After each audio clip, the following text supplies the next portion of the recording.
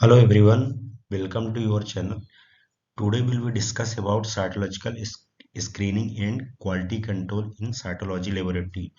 Actual में ये जो टॉपिक हम आपके लिए एक्सप्लेन करने जा रहे हैं ये बी मल्टी सेकेंड ईयर के साइटोलॉजी सब्जेक्ट का एक सिलेबस टॉपिक होता है जो एकेडमिक एग्जाम से इम्पोर्टेंस है और साथ ही साथ यहाँ पर कुछ कम्पिटिटिव क्वेश्चन भी जनरेट होते हैं उसको भी एक्सप्लेन करेंगे और यहाँ पर हम आपको बताएंगे कि पीजीआई चंडीगढ़ में इस साइटोलॉजिकल स्क्रीनिंग से भी क्वेश्चन जनरेट हुआ था, कहाँ से कैसे क्वेश्चन जनरेट हुआ था उसको भी हम आगे एक्सप्लेन करेंगे। क्लियर? तो आगे बढ़ने से पहले यहाँ पर एक चीज़ आपको हम बता दें कि जो साइटोलॉजिकल स्क्रीनिंग है कि क्वालिटी कंट्रोल किया जा रहा है यहाँ पर, तो कह सकती हैं कि जो स्क्रीनिंग और क्वालिटी कंट्रोल होता है तो ये पार्टिकुलर एक लेबोरेटरी के लिए रिस्पॉन्सिबल नहीं होता है। जितने भी कह सकते हैं लेबोरेटरी में डिपार्टमेंट होते हैं, ठीक है, चाहे आपके माइक्रोबायोलॉजी हो, साइटोलॉजी हो, हिस्टोलॉजी, हेमेटोलॉजी, बायोकेमिस्ट्री एक्सेट्रा, जितने भी हैं सभी में क्वालिटी कंट्रोल और स्क्रीनिंग को मेंटेन किया जाता है। ठीक है, ये चीज को आप समझिए। तो यहाँ पर कुछ हम पॉइंट आपको एक्सप्लेन करेंगे इसके रिगार्डिंग में साइटोलॉजिकल में। क्लियर? तो बात करेंगे अगर हम स्क्रीनिंग साइटोलॉजी में, तो यहाँ पर कुछ पॉइंट हमने मेंशन किया है कि इसके रिगार्डिंग पहले आप क्या क्या चीजें ध्यान देनी पड़ती है। ठीक ना? देखिए यहाँ पर एक शब्द दिया है, पहले इसको समझिए आप हैं। ठीक है, क्लियर तरीके से यहाँ पर एक शब्द दिया है साइटोलॉजी। देखिए, साइटो को मीन्स क्या होता है? सेल्स, और लॉजी के मीन्स क्या होता है? सेल्स। मतलब कि नॉर्मल तरीके से अगर सेल्स की स्टडी की जाए तो उसको हम क्या कहते हैं? साइटोलॉजी। क्लियर? यही इसकी डिफिनीशन होगी। तो साइटोलॉजी में होता क्या है कि एक सिंगल टाइप्स की क्या करती हैं? सेल्स की एग्जामिनेशन किया जाता है। सिंगल टाइप्स के सेल्स का एग्जामिनेशन का मतलब क्या है कि आपके पास कोई मिक्स स्पेसीमेन आया है रिगार्डिंग टू द साइटोलॉजी, तो आपको एक सिंगल सेल्स की स्टडी करना है और उसमें ये देखना है कि ये जो सेल्स प्रेजेंट है तो कैंसरस सेल्स प्रेजेंट है या कि नॉन कैंसरस सेल्स है। ठीक है, तो इसमें यह डायग्नोस किया जाता है कि यूज टू डायग्नोस या कि स्क्रीन फॉर द कैंसर। ठीक है ना? मतलब कि कैंसरस सेल्स को भी डायग्नोस किया जाता है और नॉन कैंसरस सेल्स को भी डायग्नोस किया जाता है एक सिंगल सेल्स का यूज करके। क्लियर? नेक्स्ट पॉइंट यहाँ पर बोल रहा है कि it is use to screen for the hormonal imbalance है। मतलब बहुत सारे क्या होते हैं, चाहे मेल हो आइदर फीमेल हो, दोनों में हार्मोन्स का क्या हो जाता है? डिसबैलेंसी हो जाती है कि इम्बैलेंस हो जाता है। उसको भी असेसमेंट करना या कि स्क्रीनिंग करने के लिए जो डिपार्टमेंट जो क्वालिटी में रिस्पॉन्सिबल होता है वो भी साइटोलॉजी के अंतर्गत आता है। क्लियर? तो एक पॉइंट ये भी याद रखिएगा कि screening for the hormonal imbalance. It is use to diagnose the infectious organism. Infectious organism का मतलब यहाँ पर क्या होता है कि बहुत सारे ऐसे माइक्रो ऑर्गेनिज्म होते हैं like bacteria, virus, fungus. Specially तो फंगस का इन्फेक्शन सबसे ज़्यादा फीमेल में देखने को मिलता है और अदर मेल में भी देखने को मिलता है। बहुत सारे ऐसे बैक्टीरिया जो होते हैं जो वेजाइनल इन्फेक्शन या कि यूटीआई इन्फेक्शन कॉज करने में रिस्पॉन्सिबल होती हैं। तो इन सभी को डायग्नोसिस करने के लिए भी स्क्रीनिंग की जाती है इन द साइटोलॉजी। ओके, तो इतना पॉइंट आप अपने माइंड में रखिएगा कि स्क्रीनिंग साइटोलॉजी में इतना पॉइंट सफिशियंट है। क्लियर? आगे पॉइंट समझिए, यहाँ पर थोड़ी सी हमने की पॉइंट रखा है और ये की पॉइंट को ही पूरा एक्सप्लेन करेंगे regarding to the quality control in the cytology laboratory. अब यहाँ पर एक शब्द आया है क्वालिटी कंट्रोल। ठीक है, देखिए क्वालिटी कंट्रोल जो होता है तो दो तरीके से होता है। एक होता है एक्सटर्नल क्वालिटी कंट्रोल, ठीक है, और एक होता है internal quality control.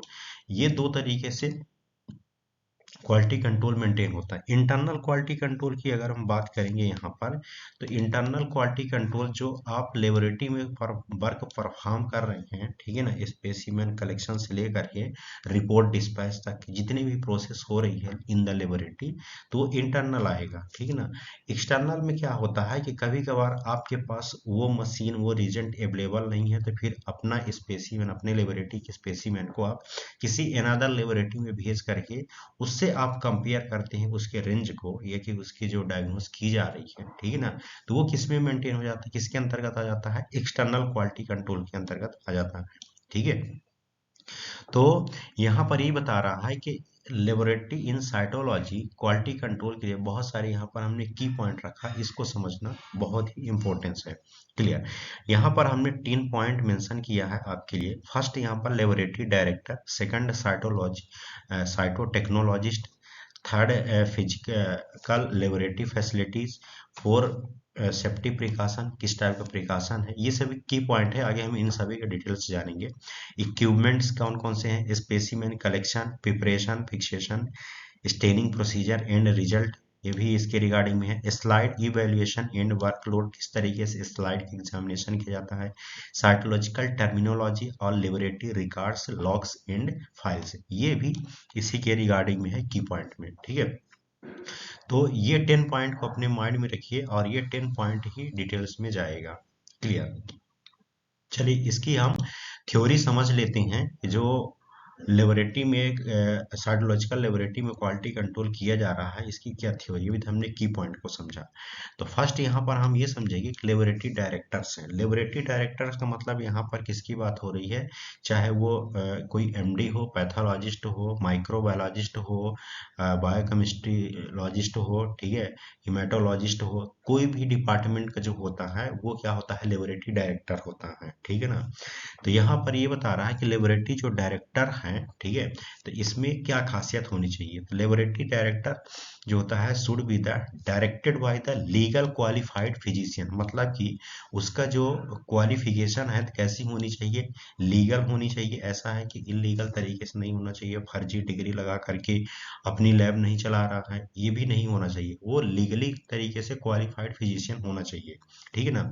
With a specialist qualification in the pathology, और स्पेशलिस्ट किस में होनी चाहिए, जो पैथोलॉजी है उसमें इसकी क्वालिफिकेशन होनी चाहिए, including the special training and expertise in the cytopathology. मतलब यहाँ पर कि उसको स्पेशल टाइप की ट्रेनिंग होनी चाहिए और साथ में एक्सपर्ट होना चाहिए अपने फील्ड में, जिस फील्ड का हो, चाहे वो हिस्टोपैथोलॉजिस्ट का हो, चाहे साइटोपैथोलॉजी, कोई भी डिपार्टमेंट का हो, उसमें एक अपने तरीके से वो एक्सपर्टाइज होनी चाहिए। ये किसके अंदर खासियत होनी चाहिए, लेबोरेटरी डायरेक्टर्स के अंदर। क्लियर।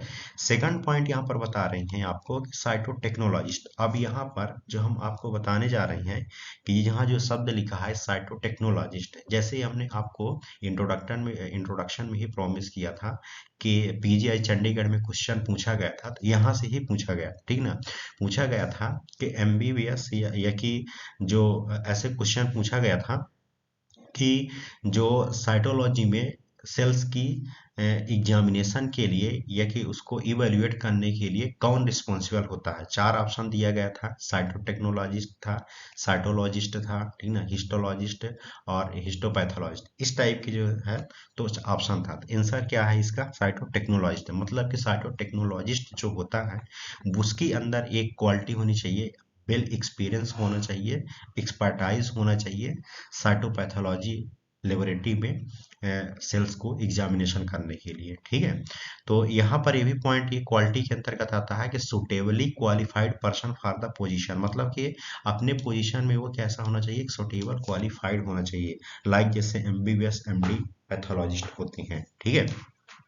नेक्स्ट है physical laboratory facilities. Physical laboratory facilities का मतलब क्या है कि laboratory should be the clean, मतलब कि आपकी लेबोरेटरी बिल तरीके से क्लीन होनी चाहिए, कहीं भी डस्ट पार्टिकल्स नहीं होने चाहिए, बिल लाइटेड होनी चाहिए फुली, मतलब कि आपकी लेबोरेटरी में लाइट का मेंटेनेंस होना चाहिए, वायर वगैरह नहीं खुले होने चाहिए, ठीक है ना, पूरे क्लोज होने चाहिए, और जो जितने भी स्विच वगैरह होती है वो सेपरेट होनी चाहिए, एक ही स्विच में हर चीज अवेलेबल नहीं होनी चाहिए, उससे क्या रहता है, फॉल्ट होने का चांस बनता है। ठीक है।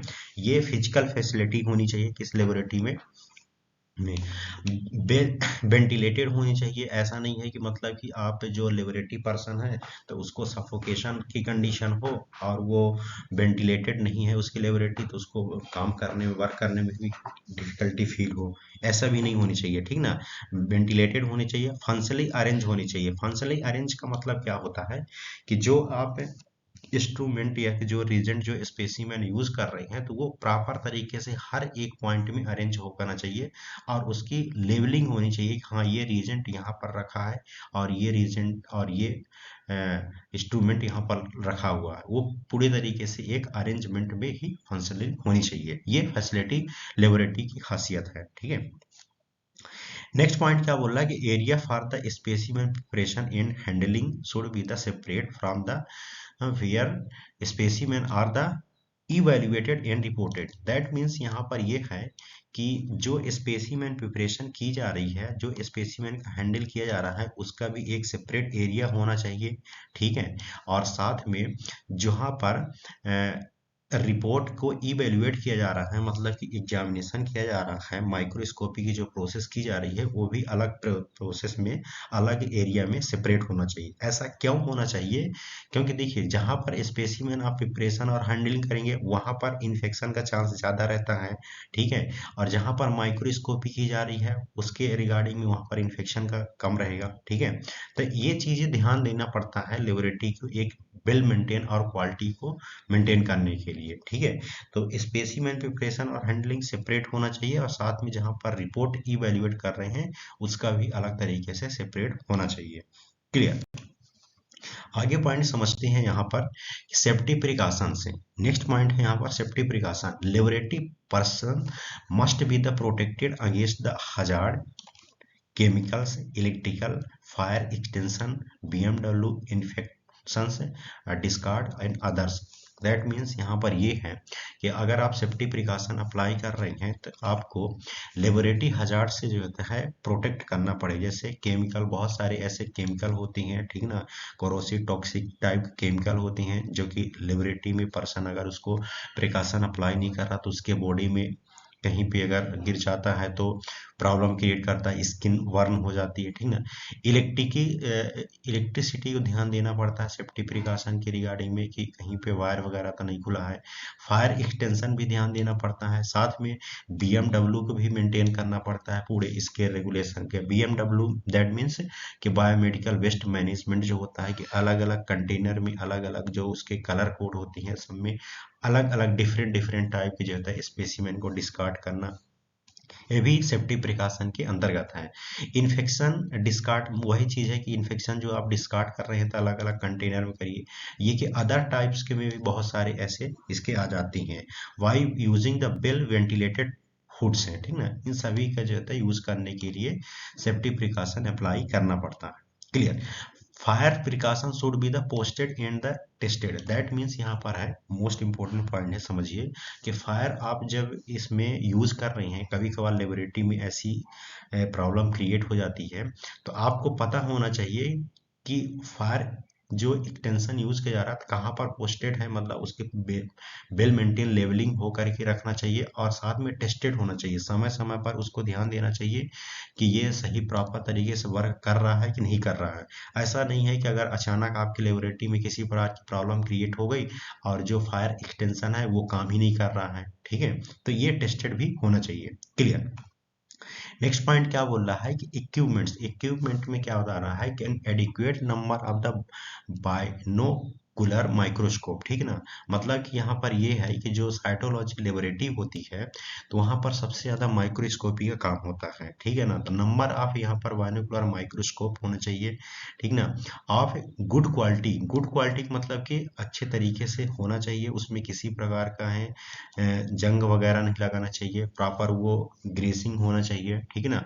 और proper working and order must be the available. Proper working का मतलब ये है कि जब आप वर्क कर रहे हैं माइक्रोस्कोप में तो उसको एक बार यूज किए, देन इसके बाद उसको प्रॉपर क्लीन करिए, उसके लेंसेस वगैरह को प्रॉपर क्लीन करिए, देन इसके बाद उसको आप कवर करके रख दीजिए जब आप यूज नहीं कर रहे हैं, ठीक है।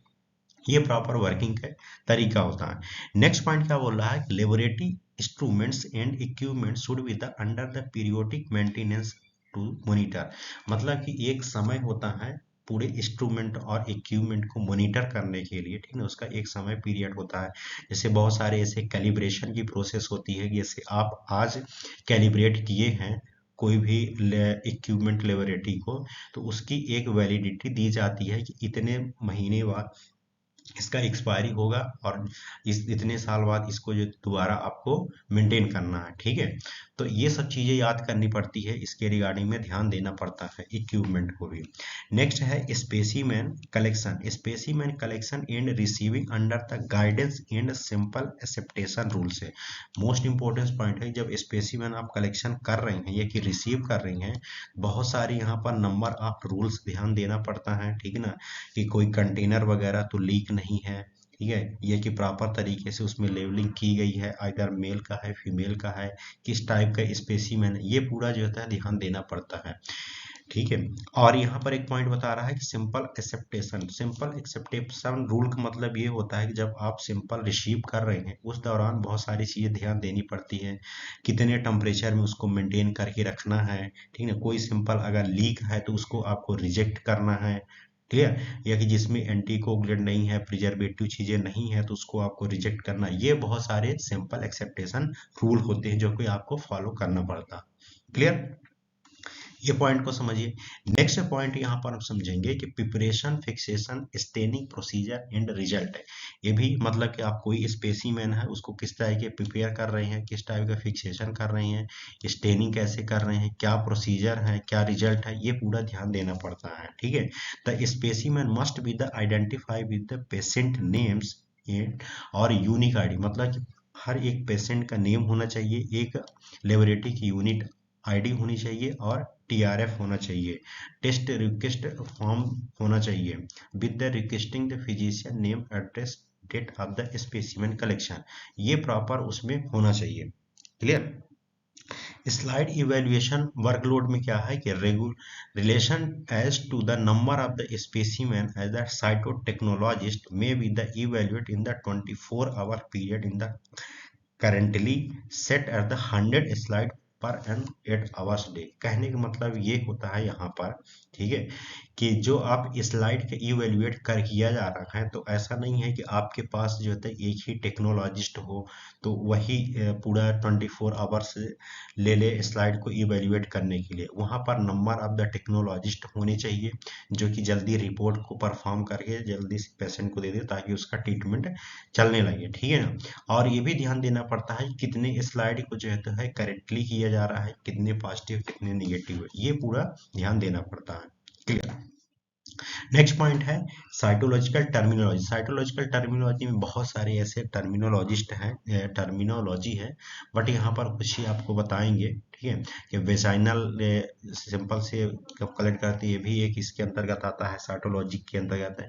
Ectocervical, endocervical cytology simple should be the interpreted preferably by using the Bethesda system, ठीक है, ये एक सिस्टम होता है, इसका एक अलग से सेपरेट क्लास लेंगे, क्लियर। वैसे सेडा सिस्टम का है। नॉन गायनकोलॉजिकल भी मटेरियल कलेक्ट किया जाता है उसको इंटरप्रिटेशन करने के लिए, ये सभी टर्म यूज किए जाते हैं किसके अंतर्गत, साइटोलॉजिकल टर्मिनोलॉजी में। ज़्यादा पॉइंट इसमें नहीं है, सिर्फ अपना माइंड में ये रखिएगा कहाँ कहाँ सिंपल कैसे कलेक्ट किया जाता है और क्या क्या इसमें इंपॉर्टेंस इंटरप्रिटेशन दिया जाता है, clear. Laboratory records, logs and file, मतलब कि बहुत सारी चीजें लेबोरेटरी में ये फाइल किया जाता है, ठीक है ना, कि each specimen should be the recorded, जितने भी स्पेसिमेन आ रहे हैं सभी स्पेसिमेन को आपको रिकॉर्ड करना है, फाइल रिकॉर्ड करना है और साथ में लॉग बुक भी बनाना है। Records must be the written for at least 5 to 10 years, मतलब कि जो हिस्टोलॉजी और कह सकते हैं कि साइटोपैथोलॉजी दो ऐसे डिपार्टमेंट होते हैं जहां पर आपको स्पेसिमेन को, या कि कह सकते हैं स्पेसिमेन नहीं, जो रिकॉर्ड फाइल होती है रिपोर्ट्स वगैरह आपको 5 to 10 ईयर्स तक क्या है मेंटेन करके रखना पड़ता है। कभी कभार क्या होता है कि इंस्पेक्शन के दौरान आपको ये चीज़ें मांग ली जाती है कि आप 5 to 10 ईयर का रिकॉर्ड इस पेशेंट को लेकर आइए। कैसा क्यों किया जाता है, क्योंकि जो हिस्टोलॉजी स्पेसिमेन होता है तो बहुत ही क्रिटिकल तरीके से निकाला जाता है, ऑपरेशन करके निकाला जाता है, ठीक है ना। बहुत सारे ऐसे जो होता है कोर्ट में केसेस चलते रहते हैं जिसके कारण ये मेंटेन करना पड़ता है, तो वो जो स्पेसिमेन होता है बहुत ही वैल्यूएबल होता है, इसलिए यहाँ पर 5 to 10 ईयर तक मेंटेन करके रखना पड़ता है। साथ में maintain log seat and staff entries, मतलब कि बहुत सारे ऐसे स्टाफ होते हैं जो लेजी टाइप्स के होते हैं कि चीज़ को मेंटेन नहीं करते हैं, ठीक है। तो लॉग सीट और जो स्टाफ के द्वारा एंट्री की जा रही है इसको भी आपको मेंटेन करना है एक लेबोरेटरी रिकॉर्ड्स में, क्लियर। तो it was all about screening and quality control of the cytology laboratory. अच्छे से आप पढ़िए, 2 बार 3 बार लेक्चर को देखिए, समझ में नहीं आता है जहां से आपके माइंड में क्वेश्चन जनरेट होता है तो आपको कमेंट बॉक्स में बताइए, ठीक है ना। और वीडियो अच्छा लगे तो लाइक करिए, सब्सक्राइब करिए और दोस्तों में शेयर करिए और नॉलेज को गेन करिए, clear. Okay, thank you so much.